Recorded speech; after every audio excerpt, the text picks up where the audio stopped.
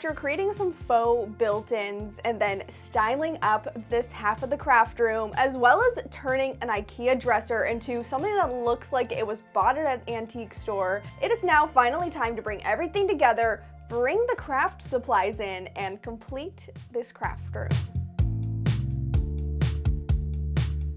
Hi everyone, I'm Allie and welcome back to my craft room. We are finally going to finish this today. I have already all these future projects that are piling up, so we have to get this done. I'm also partnering today for this video with Ana Luisa once again. I'll have a little bit more about Ana Luisa a little bit later on in this video, but right now we do have those projects to start tackling. So let's go and hang up this pegboard that we built. So in the first video of this series, I showed you a pegboard that we had built to go in the room, and I said you would see it in this upcoming video. Today's the day to do it. So what I did was actually buy a big sheet of pegboard at the store, had them cut it down to a much smaller piece, and then I also bought these beautiful pieces of wood trim and cut them to frame out the pegboard. To make it gold and antique looking, I just used some gold spray paint and did a couple coats of that. And then after that spray paint completely dried, I then went over it with antique wax. You can just buy that at the craft store, and that is what really aged this frame and brought in some of that dimension that it needed to truly look like it fits in this craft room. And now we're gonna hang it up on the wall, pretty much in a similar method to how we did the wall behind me here. That seems like that is going to be the easiest way to do it, so let's get started.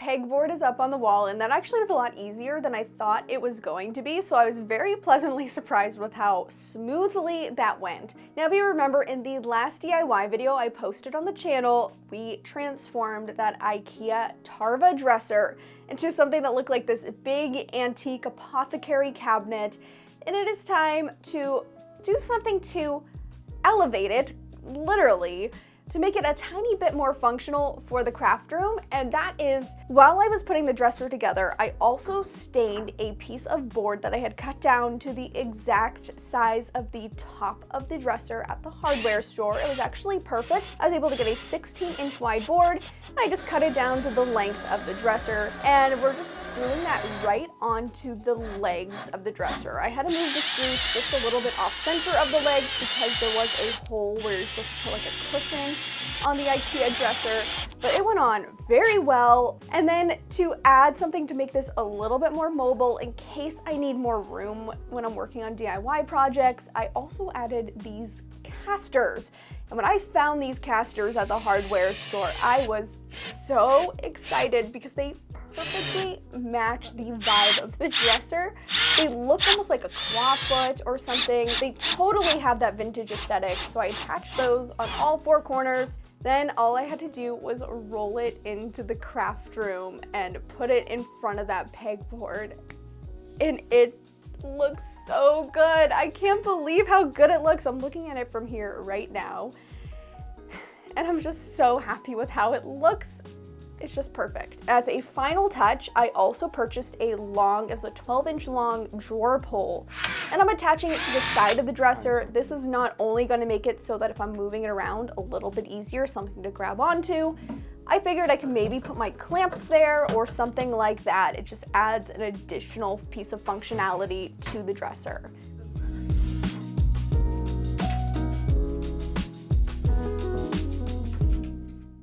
Now with the dresser, before we move on to the organization, I thought this would be a good time to talk to you today about today's video partner, Ana Luisa. I love their jewelry and this brand so much. I've been working with them for a long time, and it was so exciting when they reached out to me and asked if I'd want to be a brand ambassador.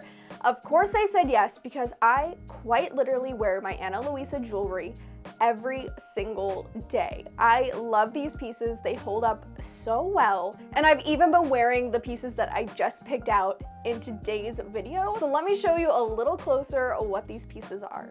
For the pieces that I picked out, I actually was really inspired by Ana Luisa's website when I went on their homepage and I saw these 3 pieces just right there, and they immediately spoke to me and I said, those are the pieces I need. So I got the Laura Bold chain necklace, and this is going to be a great necklace for layering with some of my other Ana Luisa pieces, which I love about it. I also picked out the rope pave ring. Now to coordinate and complete the set, I also picked out the Paris pave earrings. These small diamonds really elevate the look, and why I love Ana Luisa is just how dainty and beautiful the pieces are. They really elevate an outfit in such a simplistic way that it's like they just add so much, even to just a standard t-shirt and jeans. So some of my other favorite things about Ana Luisa is that they are committed to being a sustainable brand and are 100% water and carbon neutral. So not only are you caring for yourself when you pick out these pieces, you're also caring for the planet. And also, Ana Luisa pieces are so beautiful, but they don't come with that high-end jewelry markup. You can find pieces starting as low as $39. I'm even here to save you a little money on your Ana Luisa pieces today, because by going to the link in my description box and using my code ActuallyAlli20, you can save 20% off your purchase of your Ana Luisa jewelry, and I promise you, you'll love these pieces just as much as I do. Okay, now it is time to bring in all of my craft supplies, because I've been keeping these shelves next to me bare. The cabinets are empty, the drawers are empty. There is so much organizing potential. We also got to put stuff up on that pegboard. So now let's take everything I have and give it its new home. Voiceover Alli here, and I thought it would just be easier to take you along with some voiceover as I went through the organization. As you can see, I'm putting my Cricut into this cabinet because it really needed a designated spot, and I also found this really handy dust jacket cover off of Amazon to protect the Cricut and keep it nice and safe. I had been keeping my Cricut under my bed for the longest time because I had nowhere to put it, so it was so great to be able to dedicate this entire cabinet to my Cricut, my Easy Press, and of course all of the vinyl and other supplies.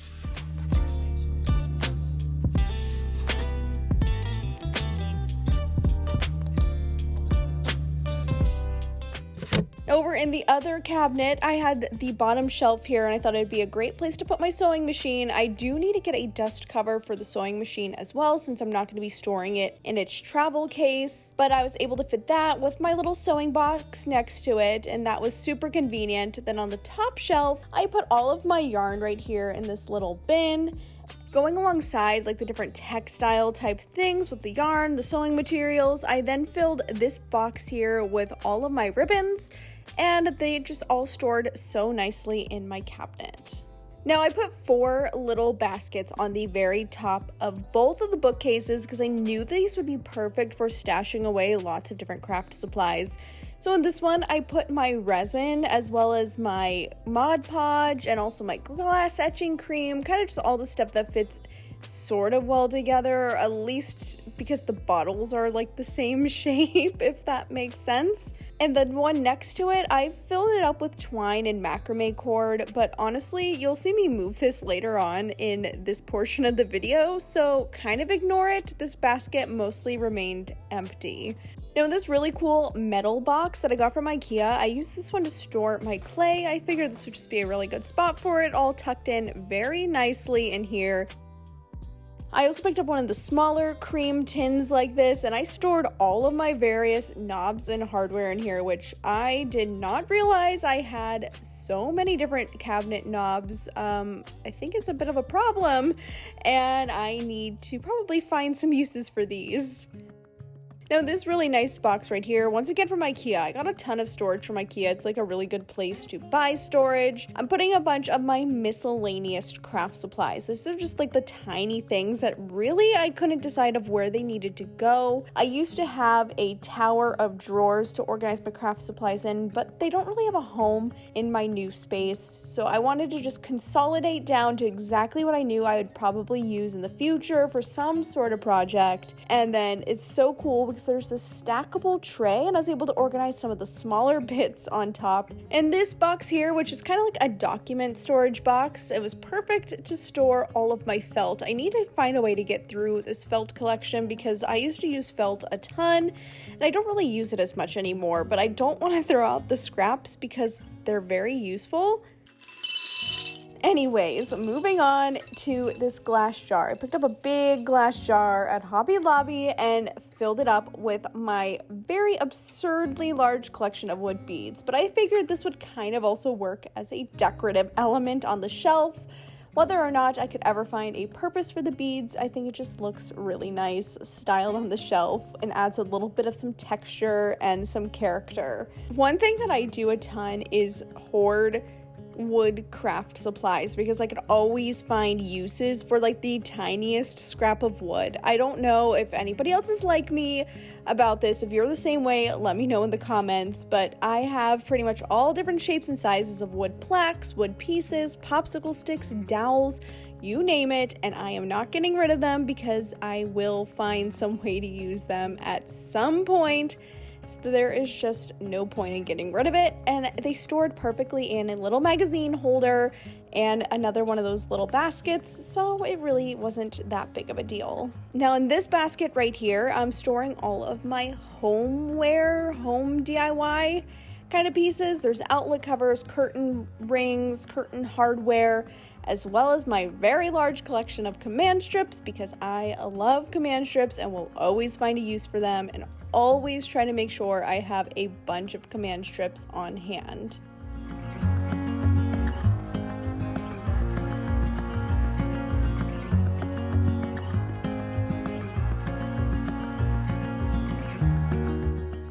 Moving on to the dresser, which has been what I've been most excited about organizing in. I used to keep my tools all kind of packed away in these black crates, and it just wasn't very convenient when I needed to go reach for them. So I designated the top 2 drawers of the dresser to hold all of my power tools. They fit so perfectly in here, not only just the tools, but the batteries, the chargers, and all of the accessories that I ever need to reach for when working on a DIY project. And yeah, I do need to figure out like a charging situation or charging station rather at some point so I can circulate the batteries on the charger. So if you have any ideas of what I could do or where I should do my battery charging, let me know because I will take any advice or any suggestions you may have.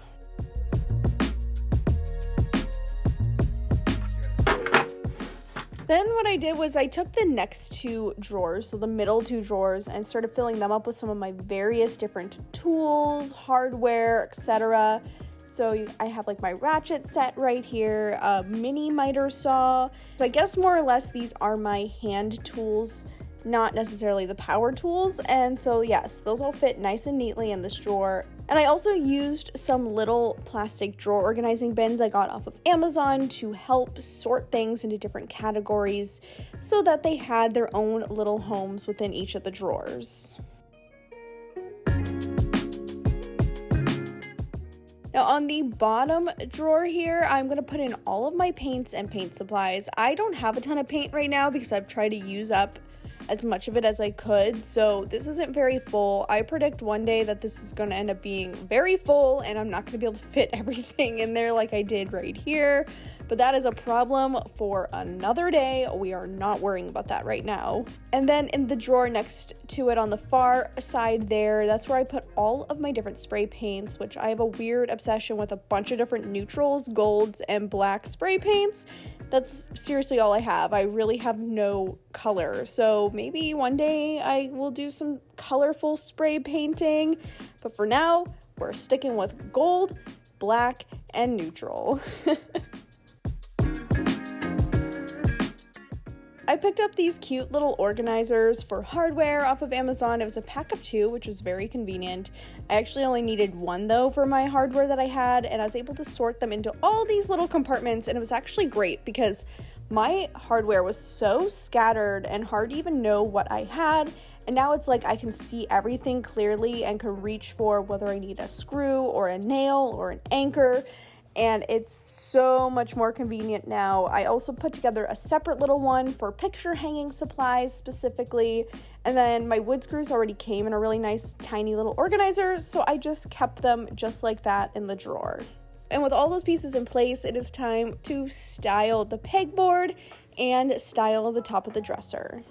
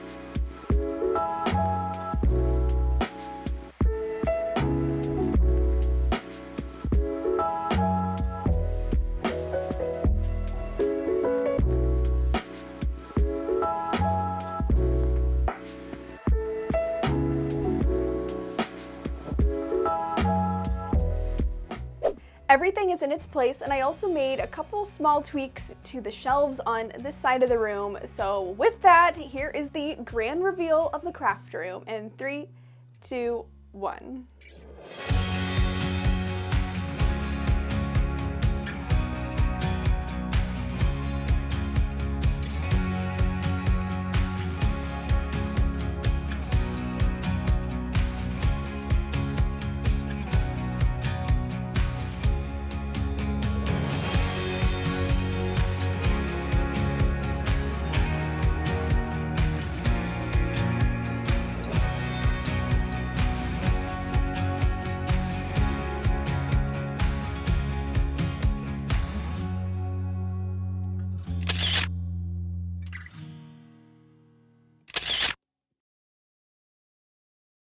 And now I can officially say the craft room is complete, and I'm so excited to finally have this space be usable and well organized, as well as have an alternate set on the other side of the room that I cannot wait to also use as a different backdrop throughout videos. This has just come together, and I just feel so happy that I actually have a space that I can call my own and use for all of the future DIY projects that you are definitely not going to want to miss out.